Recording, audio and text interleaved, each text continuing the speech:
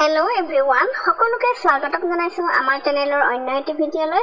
আজি মই আছো মই গ্ৰেড 3 পৰীক্ষাৰ্থীসকলৰ সুবিধা হোৱাকৈ অতি প্ৰয়োজনীয় প্ৰশ্ন উত্তৰ আশা কৰিছো ভিডিঅ'টো পৰা তোমালোক উপকৃত হ'বা, নিজৰ বন্ধু বান্ধৱীৰ লগত শ্বেয়াৰ কৰিবা আৰু ভিডিঅ'টো স্কিপ নকৰাকৈ সম্পূৰ্ণকৈ চাবা। এটা পলম নকৰাকৈ বলা ভিডিঅ'টোলৈ আগবাঢ়ো।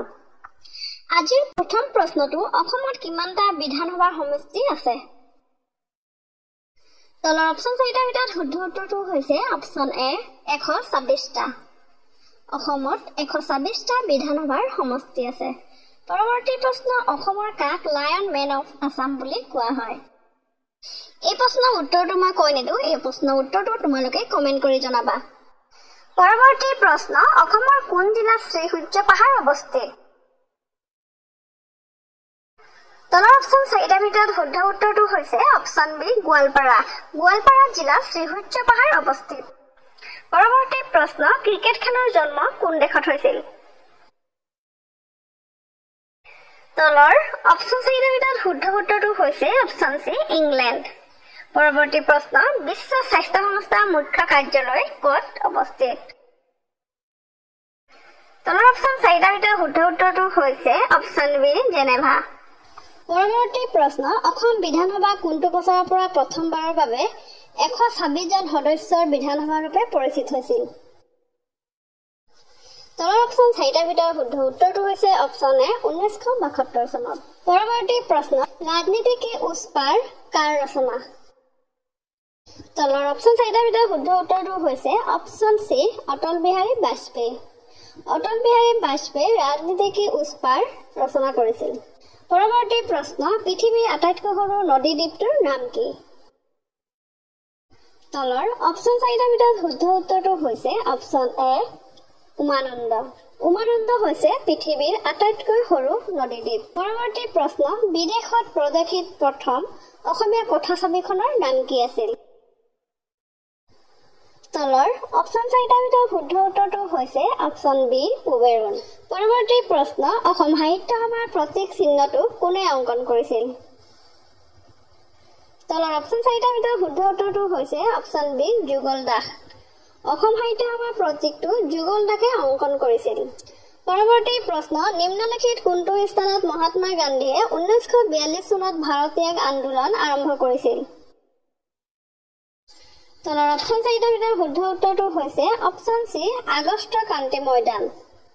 পৰৱৰ্তী প্ৰশ্ন, নন্দদেৱী ৰাষ্ট্ৰীয় উদ্যান কোনখন ৰাজ্যত অৱস্থিত? তলৰ অপচন চাৰিটাৰ ভিতৰত শুদ্ধ উত্তৰটো হৈছে অপচন চি উত্তৰ প্ৰদেশ। নন্দদেৱী ৰাষ্ট্ৰীয় উদ্যান উত্তৰ প্ৰদেশত অৱস্থিত।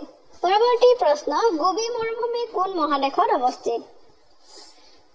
তলৰ অপচন চাৰিটাৰ ভিতৰত শুদ্ধ উত্তৰটো হৈছে অপচন এ এছিয়া মহাদেশ। পৰৱৰ্তী প্ৰশ্ন, বৰদলৈ ট্ৰফী প্ৰতিযোগিতা কিমান চনত শুভাৰম্ভ হৈছিল? তলৰ অপচন চাৰিটাৰ ভিতৰত শুদ্ধ উত্তৰটো হৈছে অপচন চি 1952 চনত। বৰদলৈ ট্ৰফী প্ৰতিযোগিতা 1952 চনত শুভাৰম্ভ হৈছিল। পৰৱৰ্তী প্ৰশ্ন, অসমৰ আটাইতকৈ পুৰণি তেল শোধনাগাৰটোৰ নাম কি? তলৰ অপচন চাৰিটাৰ ভিতৰত শুদ্ধ উত্তৰটো হৈছে অপচন এ ডিগবৈ। ডিগবৈ হৈছে অসমৰ আটাইতকৈ পুৰণি তেল শোধনাগাৰ। পৰৱৰ্তী প্ৰশ্ন, ৰামচৰিতমানস গ্ৰন্থখনৰ লেখক কোন? তলৰ অপচন চাৰিটাৰ ভিতৰত শুদ্ধ উত্তৰটো হৈছে অপচন চি তুলসী দাস। পৰৱৰ্তী প্ৰশ্ন, ভাৰতৰ সৈন্য বাহিনীৰ মুৰব্বী কোন? তলৰ অপচন চাৰিটাৰ ভিতৰত শুদ্ধ উত্তৰটো হৈছে অপচন চি ৰাষ্ট্ৰপতি। পৰৱৰ্তী প্ৰশ্ন, সৌৰজগতৰ আটাইতকৈ সৰু গ্ৰহ কোনটো? তলৰ অপচন চাৰিটাৰ ভিতৰত শুদ্ধ উত্তৰটো হৈছে অপচন চি বুধ। সৌৰজগতৰ আটাইতকৈ সৰু গ্ৰহটো হৈছে বুধ গ্ৰহ। পৰৱৰ্তী প্ৰশ্ন, জাতীয় কংগ্ৰেছৰ প্ৰথম অসমীয়া সভাপতি কোন আছিল? তলৰ অপচন চাৰিটাৰ ভিতৰত শুদ্ধ উত্তৰটো হৈছে অপচন বি দেৱকান্ত বৰুৱা। পৰৱৰ্তী প্ৰশ্ন, উত্তৰ পূব পৰিষদৰ মুখ্য কাৰ্যালয় ক'ত অৱস্থিত? তলৰ অপচন চাৰিটাৰ ভিতৰত শুদ্ধ উত্তৰটো হৈছে অপচন বি শ্বিলং। পৰৱৰ্তী প্ৰশ্ন, ভাৰত চৰকাৰৰ উদ্যোগত লোৱা মিছন ইন্দ্ৰধনুষ কি কাৰ্যৰ সৈতে জড়িত? তলৰ অপচন চাৰিটাৰ ভিতৰত শুদ্ধ উত্তৰটো হৈছে অপচন এ টিকাকৰণ। ভাৰত চৰকাৰৰ উদ্যোগত লোৱা মিছন ইন্দ্ৰধনুষ টিকাকৰণৰ সৈতে জড়িত। প্ৰশ্ন ভাৰতৰ এখন ৰাজ্যৰ সীমাই অসমৰ সীমা স্পৰ্শ কৰে তলৰ অপচন 4টা ভিতৰত শুদ্ধ উত্তৰটো হৈছে অপচন বি 7খন পৰৱৰ্তী প্ৰশ্ন যোৰহাটত অৱস্থিত চাহ গৱেষণা কেন্দ্ৰৰ নাম কি তলৰ অপচন 4টা ভিতৰত শুদ্ধ উত্তৰটো হৈছে অপচন সি টুকলাই পৰৱৰ্তী প্ৰশ্ন সমাজ বিজ্ঞানৰ কোন শাখাত সম্পত্তিৰ উৎপাদন বিতৰণ আৰু উপভোগ সম্পৰ্কীয় অধ্যয়ন কৰা হয় তলৰ অপচন 4টা ভিতৰত শুদ্ধ উত্তৰটো হৈছে অপচন বি অৰ্থনীতি পৰৱৰ্তী প্ৰশ্ন চলচ্চিত্ৰলৈ ৰূপায়িত হোৱা প্ৰথম অসমীয়া উপন্যাসখনৰ নাম কি পৃথিৱীৰ হাঁহি মিৰি জীয়ৰী পিতা পুত্ৰ মনুমতি এই অপচন 4টাৰ ভিতৰত শুদ্ধ উত্তৰটো হৈছে অপচন ডি মনুমতি লগতে জানি থবা 1941 চনত মুক্তি পোৱা এইখন আছিল তৃতীয়খন অসমীয়া চলচ্চিত্ৰ পৰৱৰ্তী প্ৰশ্ন মেঘালয়ৰ মৌচিনৰাম কোনখন পাহাৰত অৱস্থিত নগা পাহাৰ খাচী পাহাৰ বৰাইল পাহাৰ নীলাচল পাহাৰ এই অপচন 4টাৰ ভিতৰত শুদ্ধ উত্তৰটো হৈছে অপচন বি খাচী পাহাৰ পৰৱৰ্তী প্ৰশ্ন কোন তাৰিখে ভাৰতবৰ্ষত স্বাধীনতা দিৱস পালন কৰা হয় 15 আগষ্ট 26 জানুৱাৰী 20 এপ্ৰিল 26 অক্টোবৰ এই উত্তৰটো মই কৈ নিদু এই উত্তৰটো আপোনালোকে কমেন্ট কৰি জনাব নেক্সট কোৱেশ্চন অসমৰ মাটিকালি কিমান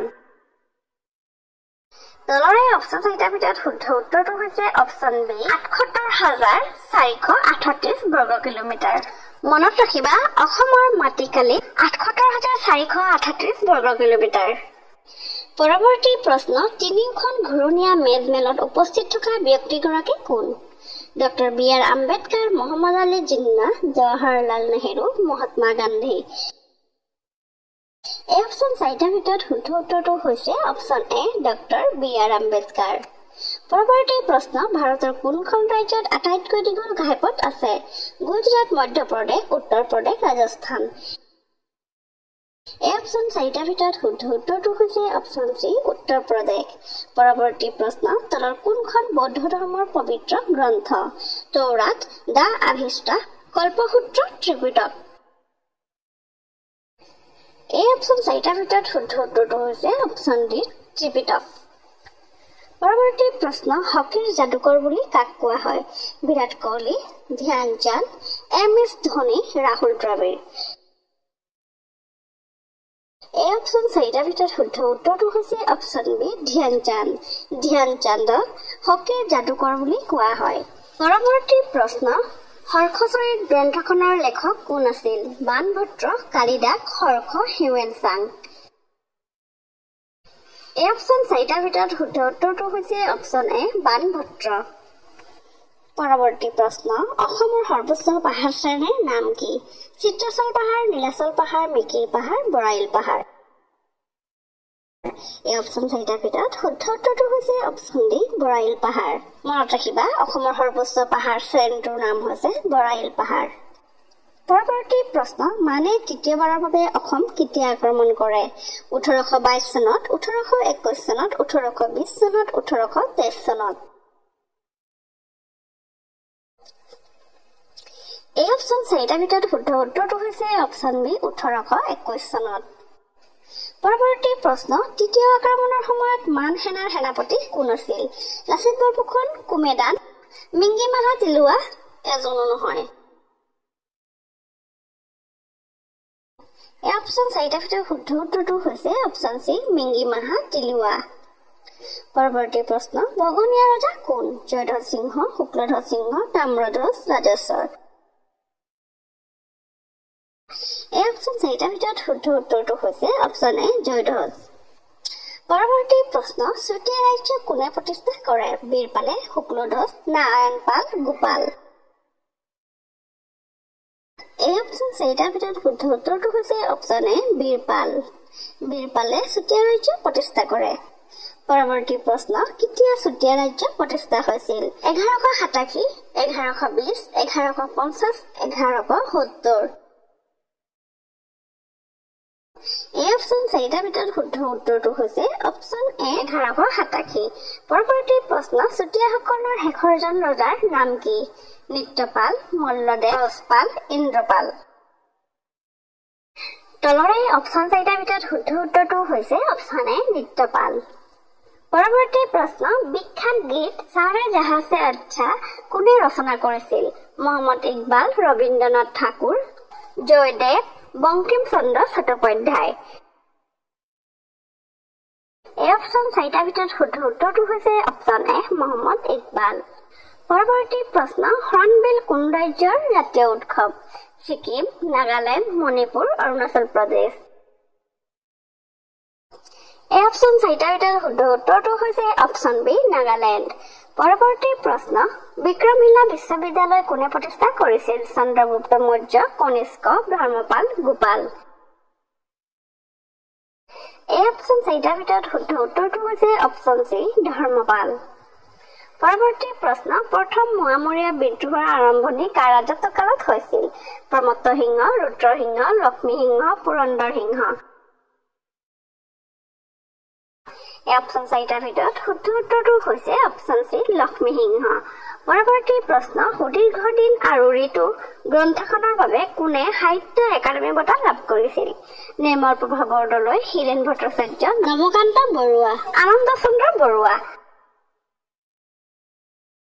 এই অপচন চাৰিটাৰ ভিতৰত শুদ্ধ উত্তৰটো হৈছে অপচন এ নিৰ্মল প্ৰভা বৰদলৈ। পৰৱৰ্তী প্ৰশ্ন আয়াৰলেণ্ডৰ ৰাজধানী চহৰ কি? Kabul, Dublin, Cairo, Rome. এই অপচন চাৰিটাৰ ভিতৰত শুদ্ধ উত্তৰটো হৈছে অপচন বি ডাবলিন।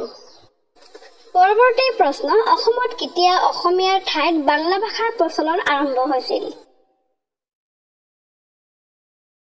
তলৰ অপচন চাৰিটাৰ ভিতৰত শুদ্ধ উত্তৰটো হৈছে অপচন বি 1836 চনত। অসমত 1836 চনত অসমীয়াৰ ঠাইত বাংলা ভাষাৰ প্ৰচলন হৈছিল। পৰৱৰ্তী প্ৰশ্ন শিখ ধৰ্মৰ প্ৰতিষ্ঠাতা কোন? মহাবীৰ, হজৰত মহম্মদ, গুৰু নানক, যীশুখ্ৰীষ্ট। এই অপচন চাৰিটাৰ ভিতৰত শুদ্ধ উত্তৰটো হৈছে অপচন চি গুৰু নানক। পৰৱৰ্তী প্ৰশ্ন মিজোৰাম ৰাজ্য কেতিয়া গঠন কৰা হৈছিল? 1985 চনত, 1986 চনত, 1987 চনত, 1997 চনত। তলৰ অপচন চাৰিটাৰ ভিতৰত শুদ্ধ উত্তৰটো হৈছে অপচন চি 1987 চনত। পৰৱৰ্তী প্ৰশ্ন দামোদৰ নদী বান্ধ ক'ত আছে? ভূটান, পশ্চিমবংগ, উৰিষ্যা, মেঘালয়। এই অপচন কেইটাৰ ভিতৰত শুদ্ধ উত্তৰটো হৈছে অপচন বি পশ্চিমবংগ। পৰৱৰ্তী প্ৰশ্ন ভাৰতীয় ৰিজাৰ্ভ বেংকৰ প্ৰথম গভৰ্ণৰজনৰ নাম কি? Shaktikanta Das, Raghuram Rajan, sir Osborne Smith, C D. Deshmukh. তলৰ এই অপচন চাৰিটাৰ ভিতৰত শুদ্ধ উত্তৰটো হৈছে option C sir Osborne Smith.